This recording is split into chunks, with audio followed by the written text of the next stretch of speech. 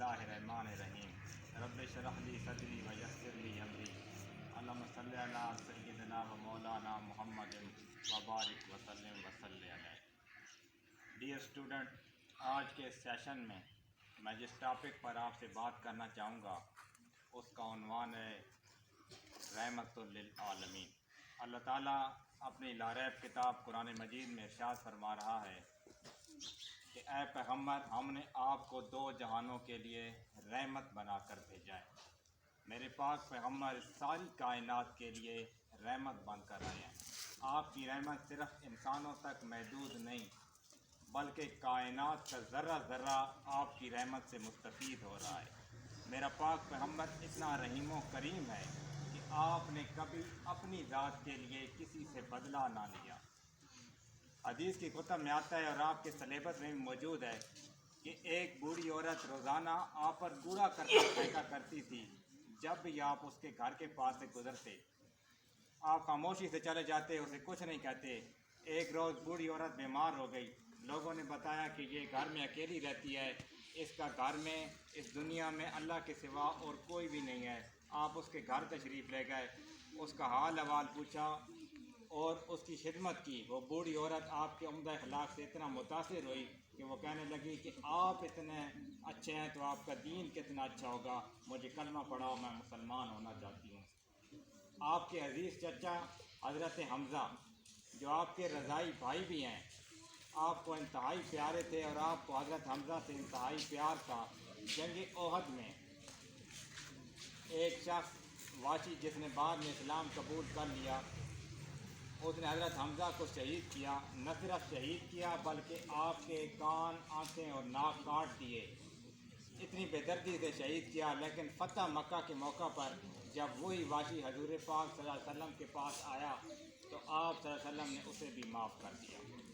Taif के मैदान में आप 10 नबी को इस्लाम की तबलीग के लिए तशरीफ़ ले गए तो वहाँ के लोगों ने न सिर्फ आपकी बात मानने से इनकार कर दिया बल्कि शरारती लोगों के आपके पीछे लगा दिया, जिन्होंने आपको इतने पत्थर मारे कि आपका सारा जिस्म लहू लुहान हो गया। आजमाइश की इस घड़ी में आप एक बाग में तशरीफ़ ले गए। आपके साथ आपके आज़ाद करदा ग़ुलाम हज़रत ज़ैद बिन हारिसा भी मौजूद थे। तो अल्लाह ताला ने आसमान से एक फरिश्ता भेजा जिसने कहा कि आप अगर हुक्म दें तो ताइफ के दोनों अतराफ़ में जो पहाड़ हैं हम उनको आपस में मिला लेते हैं और ये शरारती लोग कुचल के मर जाएंगे। तो आप सल्लल्लाहु अलैहि वसल्लम ने उस टाइम खामोशी इख्तियार की और अपने दोनों हाथ आसमान की तरफ बुलंद कर दिए और दुआ मांगना शुरू की। वो दुआ क्या थी? जॉन हावर्ड एक यहूदी मर्रख हैं, वो अपनी किताब लाइफ ऑफ मोहम्मद में लिखते हैं, इंग्लिश में वो दुआ लिखी है कि ओ merciful God, show them the right path, for they do not know what they are doing, they do not know that I am Mohammad the true profit of Allah Almighty. ऐ अल्लाह ताला इन्हें हदायत दे कि ये मुझे नहीं पहचानते कि मैं अल्लाह का सच्चा पैगम्बर हज़रत मोहम्मद मुस्तफ़ा सल्लल्लाहु अलैहि वसल्लम हूँ। तो प्यारे पैगम्बर ने उन लोगों को जिन्होंने आपको पत्थर मारे, आपका जिस्म लहू लुहान कर दिया, आपने उनको बद्दुआ नहीं दी बल्कि क्या दी? दुआ दी। ये प्यारे नबी की सीरत का एक उम्दा और आला नमूना है। मेरा पाक पैगम्बर के लिए भी रहमत बनकर आया है। आपने फरमाया ये नन्हे मासूम बच्चे जन्नत के फूल हैं। आपको अपने नवासों हज़रत हसन और हुसैन से बेहद प्यार था। फरमाते कि हसन और हुसैन मेरे दो फूल हैं। कभी कहते हसन और हुसैन मेरी दो टहनियाँ हैं, कभी कहते हसन और हुसैन मेरे दो बाजू हैं। आप एक रोज़ ईद की नमाज़ पढ़ने हसन और हुसैन के साथ जा रहे थे। आपका गुज़र एक खुले मैदान से हुआ जहाँ बच्चे खेल रहे थे। आपने देखा कि सब बच्चे खेल रहे हैं और एक बच्चा अलहदा बैठा हुआ रो रहा है। प्यारे पैगम्बर से बच्चे का रोना देखा न गया। आप उसके पास तशरीफ़ ले गए, बच्चे के सर पे शफ़क़त का हाथ फेरा और उसे रोने की वजह पूछी। तो वो बच्चा रो कर कहने लगा कि या रसूल अल्लाह सल्लल्लाहु अलैहि वसल्लम, मेरे माँ बाप दुनिया से तशरीफ़ ले गए, मेरा इस दुनिया में सिवाय रब के और कुछ कोई भी नहीं है। आज ईद का दिन है, सारे बच्चों के पास नए कपड़े हैं, नए खिलौने हैं, वो खेल रहे हैं, खुशियाँ मना रहे हैं और मेरे पास कोई नहीं। जब ये बच्चे ने कहा तो आपकी आंखों से आंसू आ गए।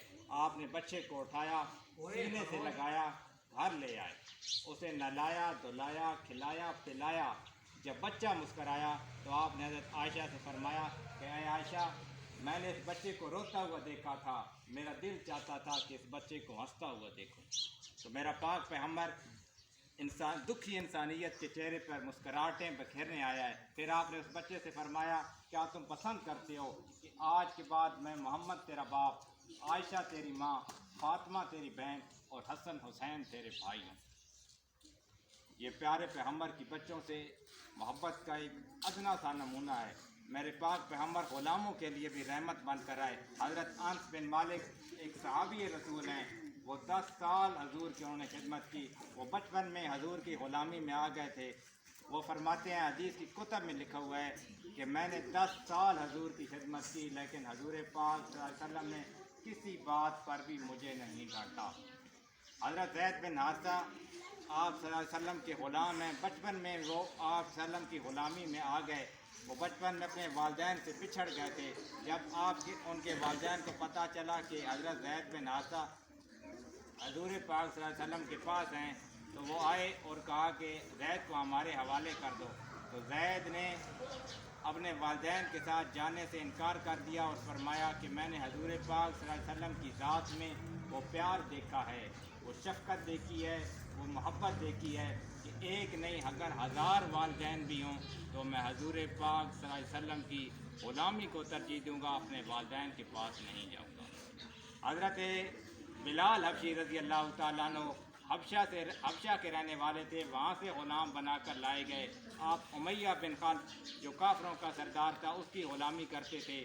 ایک رات آپ کو شدید بخار تھا، شدید سردی کا موسم تھا، مالک نے آپ کو چکی پیسنے پر لگایا ہوا تھا۔ حضرت بلال کو تکلیف کی عالم میں آپ آنسو بہا رہے تھے اور رو رہے تھے۔ اتنے میں حضور پاک صلی اللہ علیہ وسلم کا گلی سے گزر ہوا۔ آپ کا بلال کا رونا آپ کو برداشت نہ ہوا، آپ بلال کے گھر تشریف لے گئے اور اسے رونے کی وجہ پوچھی۔ آپ نے کہا حضرت بلال سے کہ تم آرام کرو، چکی میں پیسوں گا۔ آپ نے 3 راتیں حضرت بلال کو آرام کرایا اور اس کی جگہ آٹے کی چکی پیس کر اس کو آٹا دیا۔ تو حضرت بلال اتنے آپ کے عمدہ اخلاق سے متاثر ہوئے کہ آپ صلی اللہ علیہ وسلم کی خدمت میں آپ نے پوری زندگی غلامی میں گزار دی۔ جب آپ صلی اللہ علیہ وسلم کا انتقال ہوا تو حضرت بلال کو مدینہ میں رہنا اور حضور کے بغیر مدینہ میں زندگی گزارنا وہ ان کو برداشت نہ ہوا۔ وہ جب وہ دیکھتے حضور پاک صلی اللہ علیہ وسلم کی جگہ کو اور خالی ہوتی تو آپ کا دل تڑپ جاتا، آپ بچوں کی طرح روتے۔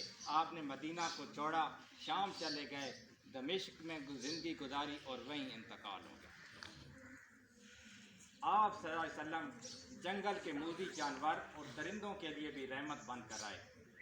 آپ صلی اللہ علیہ وسلم کی رحمت صرف انسانوں تک محدود نہیں بلکہ کائنات کا ذرہ ذرہ آپ کی رحمت سے مستفید ہوتا ہے۔ آپ صلی اللہ علیہ وسلم ایک دن جنگل میں تشریف لے گئے، ایک قافلے کے ساتھ ایک اونٹ بلبلاتا ہوا آیا اور آ کر حضور کے قدموں میں سر رکھ دیا اور کچھ کہنے لگا۔ اللہ تعالیٰ نے آپ صلی اللہ علیہ وسلم کو جانوروں کی زبان سمجھنے کی مہارت اور جسارت دی تھی۔ آپ نے اس کے آقا کو بلایا کہ یہ شکایت کر رہا ہے کہ اس سے کام زیادہ لیتے ہو اور اسے چارہ کم دیتے ہو اور آئندہ ایسا نہ کیا کرو۔ آپ صلی اللہ علیہ وسلم ایک روز جنگل میں تشریف لے گئے، آپ کے ساتھ آپ کے غلام حضرت زید بن حارثہ بھی موجود تھے۔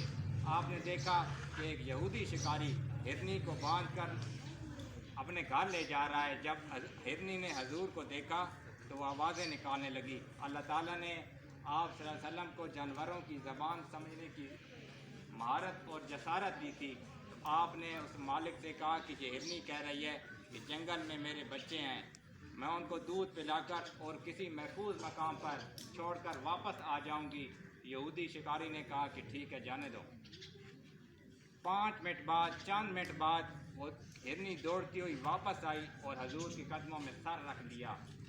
تو وہ یہودی شکاری کہنے لگا کہ آج میں دیکھنا چاہتا ہوں کہ آپ واقعی سچے پیغمبر ہیں یا نہیں۔ میں مدینہ کی گلیوں میں اور کبھی مکہ کے بازاروں میں آپ کی تبلیغ سنا کرتا تھا لیکن مجھے یقین نہ تھا۔ جب آج میں نے دیکھا کہ ایک بے زبان جانور بھی آپ کے ساتھ کی ہوئے وعدے کی پاسداری کر رہا ہے، تو مجھے یقین ہو گیا کہ آپ اللہ تعالیٰ کے سچے پیغمبر ہیں۔ مجھے کلمہ پڑھاؤ، میں مسلمان ہونا چاہتا ہوں۔ تو میرا پاک پیغمبر اس ساری کائنات کے لیے رحمت بن کر آیا ہے، اور آپ صلی اللہ علیہ وسلم کو اللہ تعالیٰ نے جو شان دی، جو مقام دیا، جو مرتبہ دیا، وہ سب نبیوں سے بالا، وہ سب نبیوں سے بلند ہے۔ میرا پاک پیغمبر تمام نبیوں کا امام ہے۔ آپ کو امام الانبیاء کہا جاتا ہے، آپ کو حبیب کبریا کہا جاتا ہے، آپ کو حبیب خدا کہا جاتا ہے۔ آپ صلی اللہ علیہ وسلم کو جو معجزے عطا کیے گئے رب العالمین کی طرف سے، وہ تمام نبیوں سے اعلیٰ ہیں۔ مشرکین مکہ کا ایک گروہ آپ صلی اللہ علیہ وسلم کے پاس آیا اور کہا کہ آج رات آسمان پر 14ویں کا چاند چمک رہا ہے، آپ چاند کو اشارہ کریں، چاند 2 ٹکڑے ہو جائے۔ تو پاک پیغمبر نے اسی وقت چاند کو ایسے انگلی سے اشارہ کیا، چاند 2 ٹکڑے ہو گیا۔ تو اللہ تعالیٰ نے آپ کو جو معجزے عطا کیے وہ بھی سب سے اعلیٰ۔ آپ مدینہ ہجرت کر کے تشریف لے گئے، راستے میں آپ کے ساتھ حضرت ابوبکر صدیق تھے، تو مشرکین مکہ نے یہ اعلان کر دیا کہ جو حضور پاک صلی اللہ علیہ وسلم اور حضرت ابوبکر صدیق کو تلاش کر کے واپس مکہ میں لائے گا، اسے 100 اونٹ انعام دیا جائے گا۔ تو ایک کافر، اس کا نام ہے سراقہ بن مالک بن جاشم، وہ دوڑتا ہوا اپنے گھوڑے پر آیا اور حضور پاک صلی اللہ علیہ وسلم کے بالکل قریب پہنچ گیا۔ آپ صلی اللہ علیہ وسلم نگاہیں جھکا کر چل رہے تھے، جب وہ قریب پہنچا تو آپ نے نگاہیں اٹھائیں۔ جو ہی آپ نے نگاہیں اٹھائیں، سراقہ بن مالک بن جاشم اپنے گھوڑے سمیت زمین میں دھس گیا۔ جب اسے موت نزدیک اپنے قریب نظر آئی تو وہ حضور پاک صلی اللہ علیہ وسلم سے معافی مانگنے لگا کہ مجھے معاف کر دو، میں واپس چلا جاؤں گا۔ تو حضور پاک صلی اللہ علیہ وسلم نے پھر اپنی نگاہ جھکا لی تو وہ زمین سے باہر آ گیا۔ یہ حضور پاک صلی اللہ علیہ وسلم کا ایک معجزہ ہے۔ آپ اس کے بعد حار ثور میں تشریف لے گئے۔ اس کے بعد آپ نے ہجرت کر کے مدینہ آ گئے۔ حار ثور میں جب تشریف لے گئے، جو ہی آپ ہار میں گئے تو ایک مکڑی نے جالا بن دیا ہار کے منہ پر۔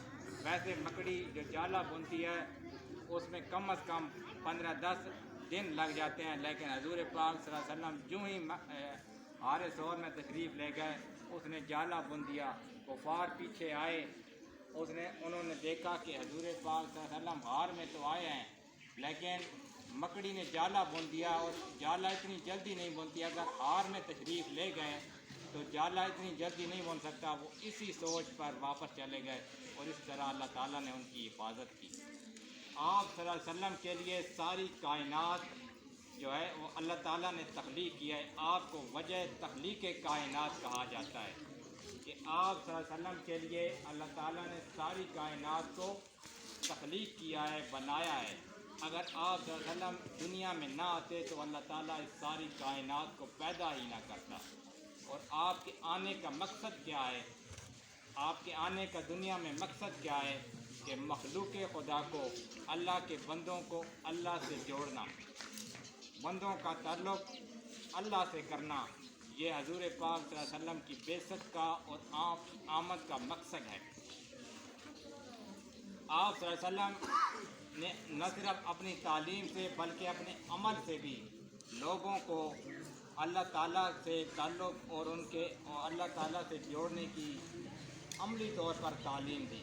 آپ صلی اللہ علیہ وسلم جب ہجرت مدینہ کی طرف جا رہے تھے تو آپ کے دروازے، آپ کے گھر کے باہر 100 کافر، 100 مشرکین مکہ تلواریں لے کر کھڑے تھے کہ جو ہی آپ باہر آئیں گے تو ہم آپ کو شہید کر دیں گے۔ تو آپ صلی اللہ علیہ وسلم نے سورہ یاسین پڑھتے ہوئے وہ ان کافروں کے درمیان سے گزر گئے اور کافر آپ کو دیکھ نہ سکے۔ تو آپ نے اپنے عمل سے ہر مشکل میں، ہر پریشانی میں اور ہر مصیبت میں صرف رب کو پکارا، اور انسانیت کو، اپنی امت کو یہ تعلیم دی کہ جب بھی مشکل آئے، جب بھی پریشانی آئے تو کس کو پکارنا ہے؟ کس کو پکارنا ہے؟ کس کو پکارنا ہے؟ غزوہ بدر میں 2 ہجری میں غزوہ بدر ہوا۔ مسلمانوں کی تعداد صرف 313 تھی اور کافروں کی تعداد 1000 تھی۔ آپ شام کو میدان بدر میں پہنچ گئے، صبح کافروں کے ساتھ آپ کی مقابلہ ہونا تھا، تو آپ صلی اللہ علیہ وسلم نے پوری رات بدر کے میدان میں نماز پڑھ کر اور سجدے میں سر رکھ کر اللہ سے مانگا کہ یہ 313 صحابہ آج آپ کے پاس آئے ہوئے ہیں، اگر یہ بھی 313 نہ رہے تو قیامت تک آپ کا نام لینے والا کوئی نہ ہوگا۔ تو دوسرے دن جب بدر میں کافروں کے ساتھ مسلمانوں کا مقابلہ ہوا تو اللہ نے 5000 نشان زدہ فرشتوں کو مسلمانوں کی مدد کے لیے بھیجا، جنہوں نے کافروں کو عبرت ناک شکست دی۔ یہ 5000 نشان زدہ فرشتے، ان کا ذکر سورۃ انفال میں موجود ہے۔ تو آپ نے اپنی زندگی کے ہر موڑ پر یہ انسانیت کو اور اپنی امت کو یہ درس دیا کہ ہر مصیبت میں، ہر پریشانی میں پکارنا ہے تو کس کو؟ آپ نے ساری زندگی میں نہ قرآن کو چھوڑا، نہ نماز کو چھوڑا، نہ صبر کو چھوڑا، کیونکہ قرآن میں ہے وَاسْتَعِینُوا بِالصَّبْرِ وَالصَّلَاةِ، کہ صبر اور نماز کے ساتھ مدد طلب کرو۔ یہی سیرت مصطفیٰ کا پیغام ہے اور یہی میرا پیغام ہے کہ جب بھی آپ پر مصیبت آئے، پریشانی آئے تو کس کو پکارنا ہے؟ اللہ کو۔ اللہ